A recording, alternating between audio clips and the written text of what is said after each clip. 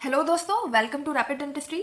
इस वीडियो में हम देखने वाले हैं नेक्रोसिस और गैंग्रीन के बारे में। ठीक है, तो पार्ट वन वीडियो में हमने क्या देखा था? पार्ट वन वीडियो में हमने देखा था कि सेल अडेप्ट कैसे करती है। ठीक है, कोई भी इंजूरियस एजेंट आया, ठीक है, सेल को हार्म करने की कोशिश कर रहा है, तो सेल ने कोशिश की अडेप्ट करने की। ठीक है, नहीं हो पाया तो सेल ने क्या किया, रिवर्सिबल सेल इंजरी हुई सेल को। ठीक है, उसके बाद इरिवर्सिबल सेल इंजरी हुई, उसके बाद भी आपने हार्मफुल एजेंट को रिमूव नहीं किया तो फाइनली सेल डेथ हो जाती है। ठीक है, तो पार्ट वन में हमने देख लिया था ये तीनों चीज़ें, adaptation, reversible and irreversible cell injury. अब पार्ट टू में हम देखने वाले हैं सेल डेथ के बारे में। ठीक है, which is necrosis and apoptosis.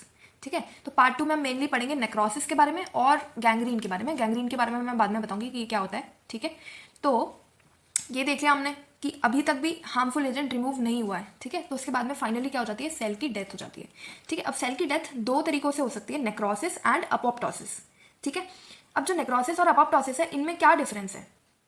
ठीक है, दोनों ही सेल डेथ हो रही है, दोनों में सेल डेथ हो रही है, लेकिन नेक्रोसिस जो होता है वो सिर्फ और सिर्फ पैथोलॉजिकल होता है। इसका क्या मतलब है, ये सिर्फ और सिर्फ बीमारी में होगा, ये सिर्फ एबनॉर्मल है। ठीक है, ये हमेशा एबनॉर्मल होगा। लेकिन जो आपका अपोप्टोसिस है वो नॉर्मली भी हो सकता है, एबनॉर्मली भी हो सकता है। ठीक है, नॉर्मली आपका अपोप्टोसिस कब होगा, जैसे कि एक्चुअली कुछ सेल्स जो होते हैं वो उनकी प्रोग्राम सेल डेथ होती है ताकि आपका बॉडी का डेवलपमेंट हो सके। ठीक है, फॉर एग्जाम्पल आपका ये हाथ है। ठीक है, तो ये जो आपका हाथ बना है ये कैसे बना है, जो यहाँ की सेल्स होंगी उनका अपोप्टोसिस हुआ होगा, वो उनकी डेथ हुई होगी, तभी ये हाथ का स्ट्रक्चर इस टाइप से बना। ठीक है, तो वो बिल्कुल नॉर्मल प्रोसेस है। ठीक है, तो वो फिजियोलॉजी है अपनी। ठीक है, उसमें भी अपोप्टोसिस हो सकता है और पैथोलॉजी में भी अपोप्टोसिस हो सकता है, सिंपल। लेकिन अपोप्टोसिस में कभी भी इन्फ्लेमेशन नहीं होगा। ठीक है, इन्फ्लेमेशन नहीं होगा कभी भी। लेकिन नेक्रोसिस में हमेशा इन्फ्लेमेशन होता ही होता है। ठीक है, ऐसा क्यों है? क्योंकि ये जो आपका सेल है, ये आपका सेल है, ठीक है, इसकी जो मेम्ब्रेन है ना, उसकी इंटेग्रिटी लॉस हो जाती है नेक्रोसिस के अंदर। ठीक है, ये जो मेम्ब्रेन है ये रप्चर हो जाती है, ये रप्चर हो जाएगी मेम्ब्रेन, और जो सेल के अंदर के एंजाइम्स है ना वो सारे बाहर आ जाते हैं। ठीक है, तो एंजाइम्स जैसे ही बाहर आएंगे ना, बाहर भी तबाही मचा देंगे। ठीक है, उससे क्या होता है, बाहर इन्फ्लेमेशन हो जाएगा, सिंपल। इसीलिए नेक्रोसिस में इन्फ्लेमेशन होता है, क्योंकि जो सेल मेम्ब्रेन है उसकी इंटीग्रिटी लॉस हो रही है। ठीक है, लेकिन अपोप्टोसिस में जो सेल मेम्ब्रेन है वो हमेशा इंटैक्ट रहने वाली है।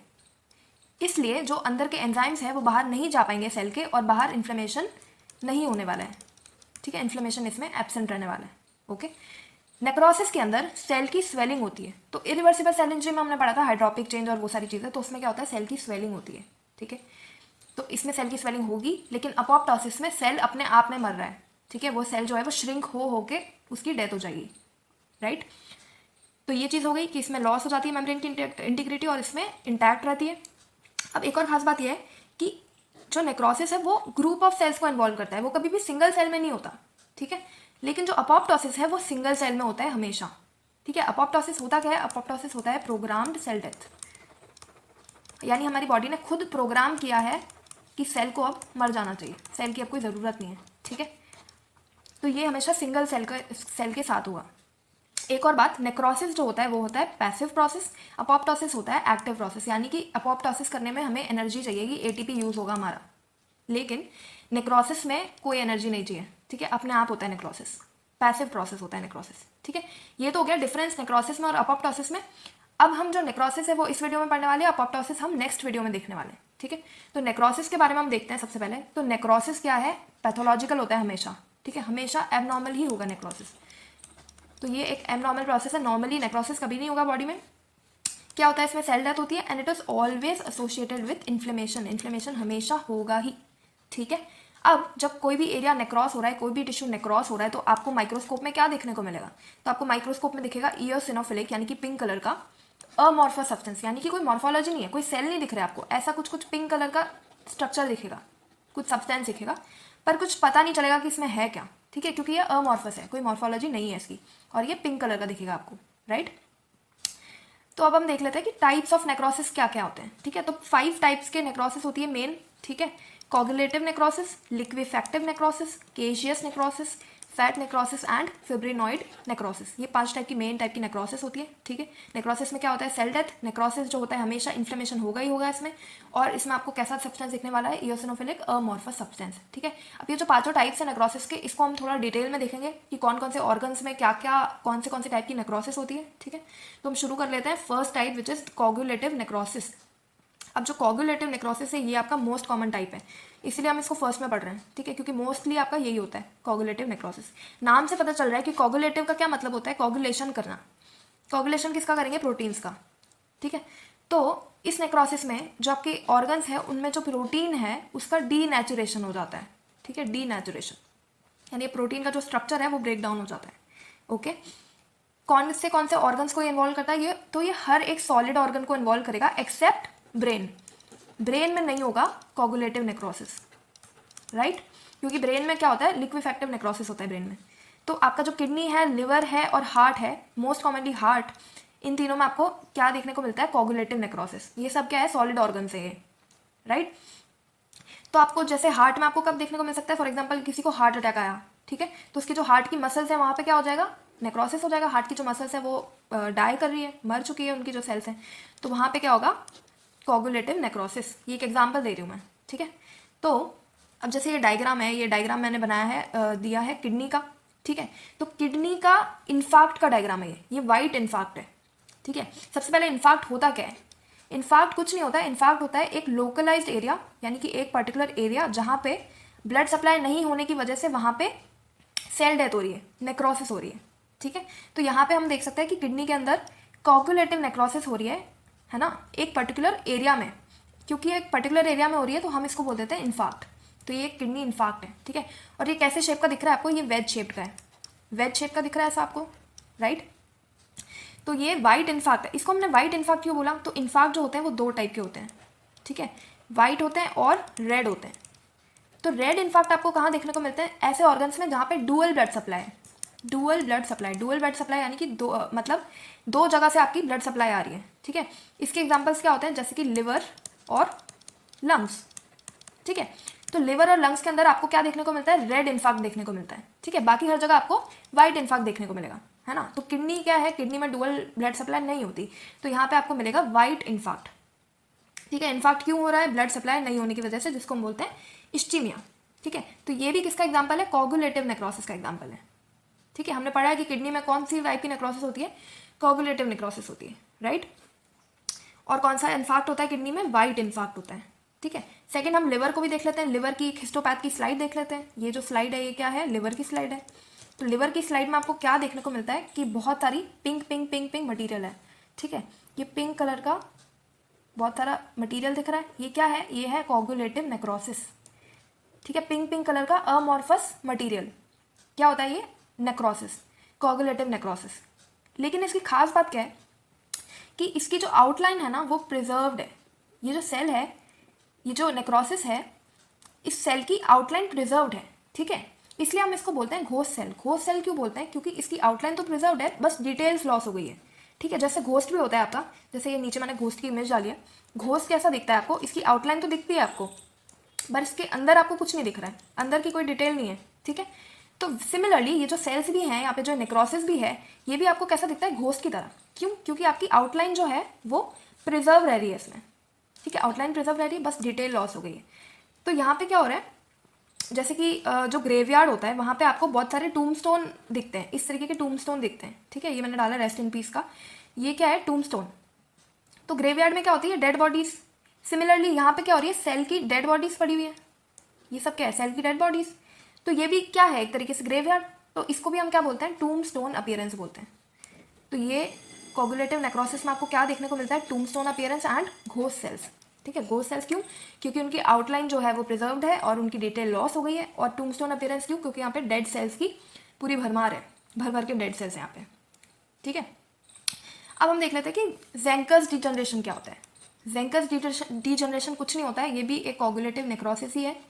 ये आपको टाइफॉइड में देखने को मिलती है, ठीक है। पर्टिकुलरली टाइफॉइड में ही आपको दिखेगा ये। और क्या होता है, किसकी नेक्रोसिस होती है, स्केलेटल मसल्स की नेक्रोसिस हो जाती है, ठीक है। कौन से टाइप की नेक्रोसिस हो रही है, कोगुलेटिव नेक्रोसिस। किस में हो रही है, स्केलेटल मसल। कौन सी बीमारी में, टाइफॉइड में। क्या बोलेंगे, ज़ेंकर्स डिजनरेशन, राइट। ये तो हमने देखा फर्स्ट टाइप की नेक्रोसिस, ठीक है। 5 टाइप्स है, फर्स्ट टाइप हो गया है। सेकंड टाइप पे चलते हैं। सेकंड टाइप है लिक्विफैक्टिव और कॉलिक्वेटिव नेक्रोसिस। दूसरा नाम क्या है लिक्विफैक्टिव नेक्रोसिस का, कॉलिक्वेटिव नेक्रोसिस। ये तो बहुत छोटी सी है, सिर्फ 2-3 पॉइंट्स इसमें। तो क्या होता है लिक्विफैक्टिव नेक्रोसिस, इसकी खास बात यह है कि इसमें लॉस ऑफ टिश्यू आर्किटेक्चर होता है। कोगुलेटिव में हमने क्या पढ़ा था कि उसमें लॉस नहीं होगा, उसमें इंटैक्ट रहता है टिश्यू आर्किटेक्चर। इसमें जो है लॉस हो जाएगा टिश्यू आर्किटेक्चर का, ठीक है। आप उसको पहचान ही नहीं सकते कि ये टिश्यू है कौन सा, टिश्यू का क्या हुआ है, ठीक है। तो ये जैसे ब्रेन है, ब्रेन में आप यहाँ पे इस टिश्यू को देख सकते हो, यहाँ पे इसका क्या हुआ है, लिक्विफैक्टिव नेक्रोसिस। कहाँ कहाँ देखने को मिलती है ये, ब्रेन में और पैनक्रियाज में, ठीक है।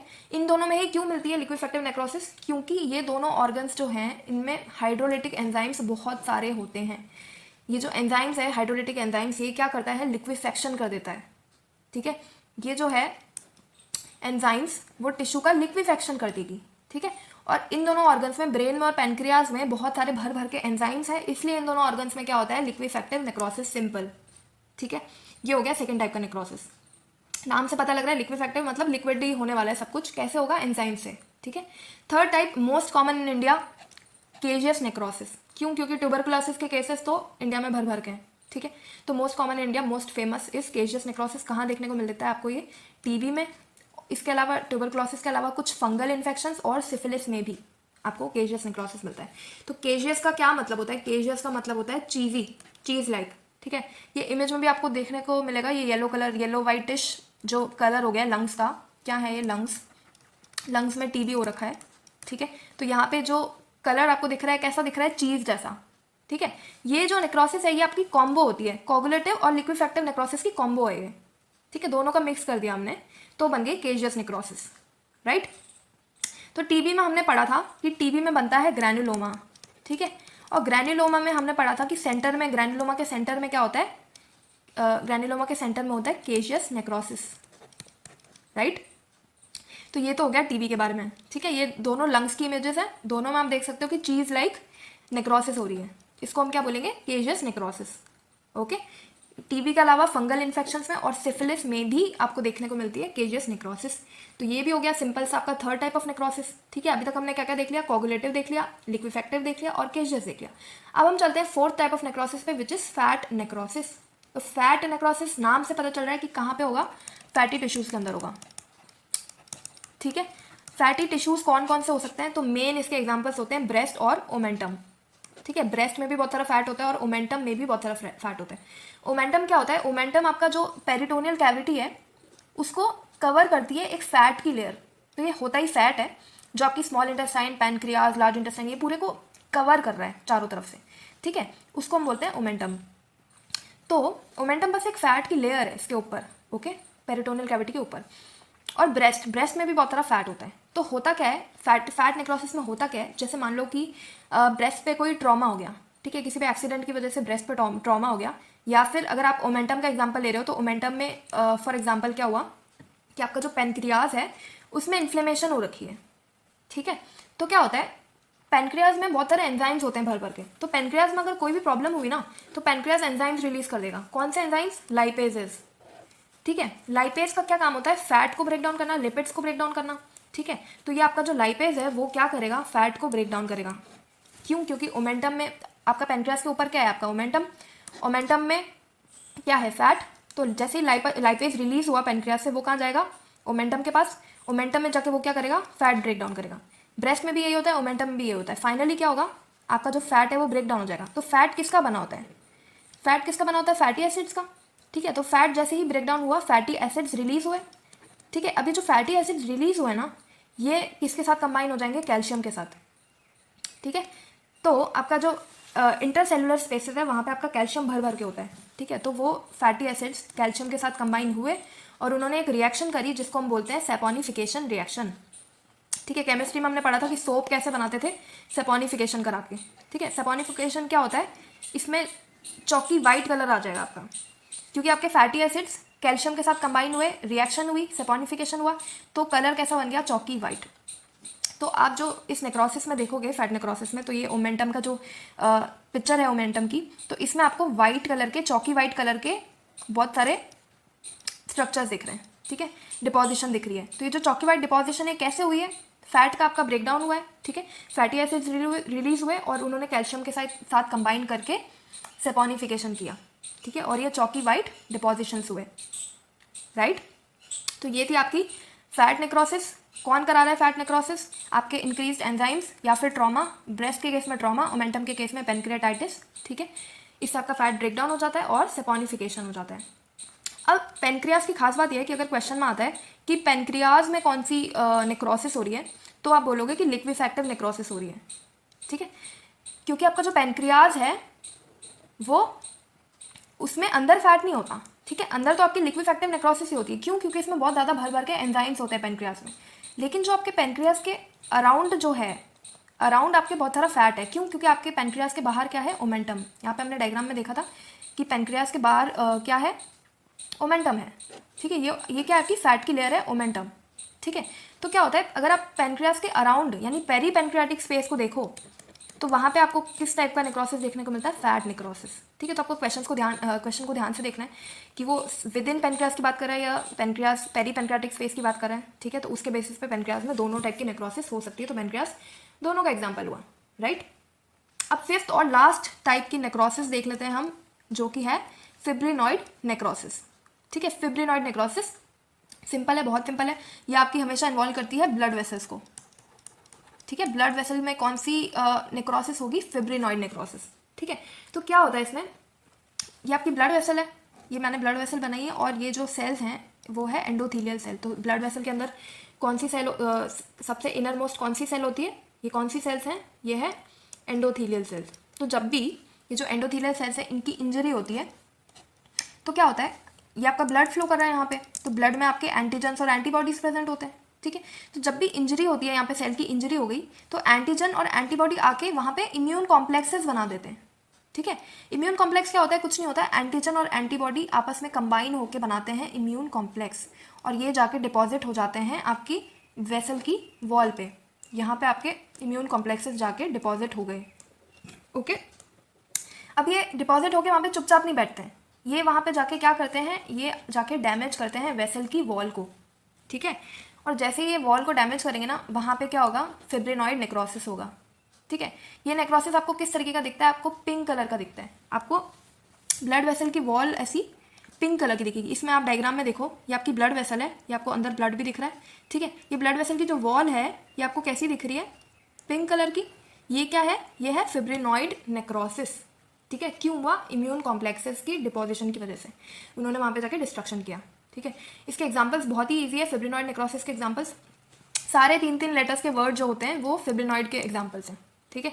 जैसे कि आपका पॉलीआर्ट्राइटिस नोडोसा, हेनॉक्सशॉलिन पर्प्यूरा, ठीक है, SLE, ये सब के सब rheumatic heart disease, malignant hypertension, किसके एग्जांपल्स हैं? सबके सब एग्जांपल्स हैं फिब्रिनॉइड नेक्रोसिस के, ठीक है। अब आपका जो पॉलीआर्ट्राइटिस नोडोसा है, हेनॉक्सशॉलिन पर्प्यूरा है, ये सब आपके टाइप 3 हाइपर सेंसिटिविटी के एग्जाम्पल्स हैं, ठीक है। टाइप 3 हाइपर सेंसिटिविटी में हमने पढ़ा था कि आपका ये दोनों इसके एग्जाम्पल्स हैं, ठीक है। इसके अलावा आपका सिस्टमिक ल्यूपस एरिथेमेटोसिस भी इस फिब्रिनॉइड नेक्रोसिस में आता है। रूमेटिक हार्ट डिजीज में आपको कौन सी बॉडीज देखने को मिलती है?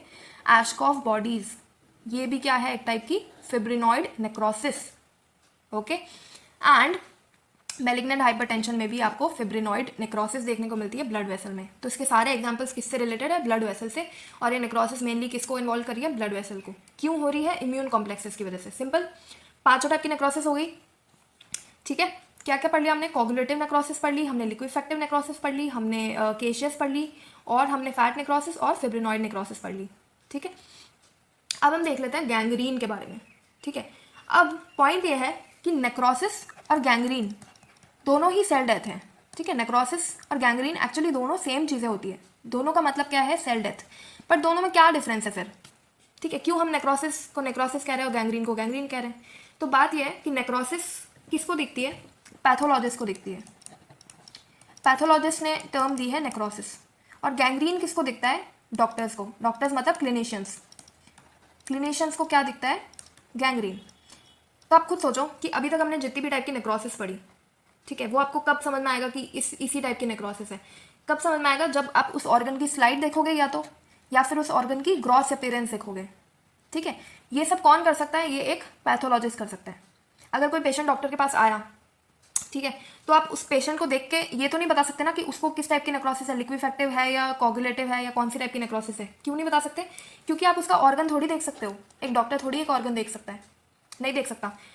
ऑर्गन्स कौन देख सकता है? पैथोलॉजिस्ट देख सकता है, जो स्लाइड्स में देखेगा ऑर्गन को, ठीक है, ग्रॉस अपीयरेंस देखेगा ऑर्गन की, राइट। तो जो नेक्रोसिस है वो पैथोलॉजिस्ट की टर्म है। लेकिन गैंग्रीन डॉक्टर को क्या दिखेगा? कोई पेशेंट आपके पास आया, आपको क्या दिखेगा? आपको दिखेगा अगर उसकी किसी ऑर्गन की सेल डेथ हो रही है या उसकी बॉडी में उसके, जैसे फॉर एग्जांपल ये उसका पैर है, टो है, ठीक है, तो वहाँ पे आपको क्या दिख रहा है? ब्लैकिश डिस्कलरेशन दिख रहा है।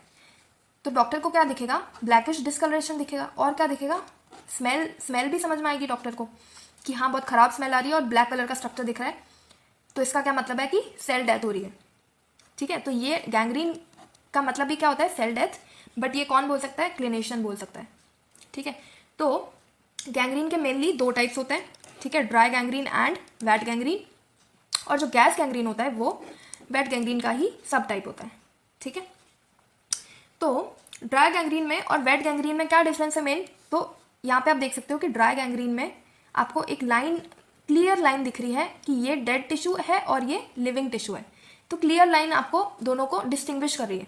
ठीक है, वहीं पे वेट गैंग्रीन में आपको ऐसी क्लियर लाइन नहीं दिखती, तो नो क्लियर डिमार्केशन। ठीक है, मेन पॉइंट ये हो गया ड्राई गैंग्रीन में और वेट गैंग्रीन में। ठीक है, अब हम पढ़ लेते हैं कि गैंग्रीन क्यों हो रहा है। ड्राई गैंग्रीन मेनली होता है इस्चीमिया की वजह से। इस्चीमिया यानी कि ब्लड सप्लाई नहीं मिल रहा है टिश्यू को। ठीक है, ब्लड सप्लाई आपका हैम्पर हो रहा है, ब्लड सप्लाई नहीं मिल पा रहा है, इसकी वजह से क्या हो रहा है? सेल डेथ हो रही है, नेक्रोसिस हो रही है, यानी कि इसको डॉक्टर क्या बोलेगा? गैंग्रीन हो रहा है। ठीक है, तो ड्राई गैंग्रीन क्यों हो रहा है? ड्राई गैंग्रीन हो रहा है मेनली इस्चीमिया की वजह से। लेकिन जो वेट गैंग्रीन है उसमें इस्चीमिया तो हो ही रहा है बट उसमें इन्फेक्शन भी हो रहा है। ठीक है, वेट गैंग्रीन में सेकेंडरी इन्फेक्शन भी होता है। ओके, ड्राई गैंग्रीन में कोई इन्फेक्शन नहीं है, इसीलिए तो जो वेट गैंग्रीन है वो वेट है एक्चुअली, वहाँ पे लिक्विडिफिकेशन हो रहा है। क्यों? क्योंकि वहाँ पे इन्फेक्शन भी हो रहा है। ठीक है, तो आपका ड्राई गैंग्रीन को एक पैथोलॉजिस्ट क्या बोलेगा? वो बोलेगा कोगुलेटिव नेक्रोसिस हुई है। क्यों? क्योंकि ड्राई है वो, है ना, वहाँ पे लिक्विडिफिकेशन नहीं है। ठीक है, और वही आपकी वेट गैंग्रीन को क्या बोलेगा पैथोलॉजिस्ट? बोलेगा लिक्विफेक्टिव नेक्रोसिस हुई है। ठीक है, तो ये सेम टर्म्स हैं, इनमें कुछ भी डिफरेंस नहीं है। Dry gangrene is coagulative necrosis, wait gangrene is लिक्विफेक्टिव necrosis.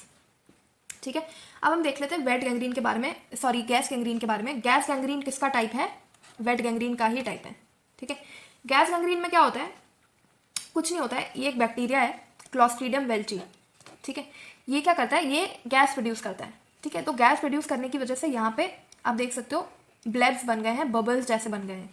ठीक है, तो ये होता है आपका वेट गैंग्रीन में। ये एक पर्टिकुलर बैक्टीरिया से एसोसिएटेड होता है, क्लॉस्ट्रीडियम वेल्ची।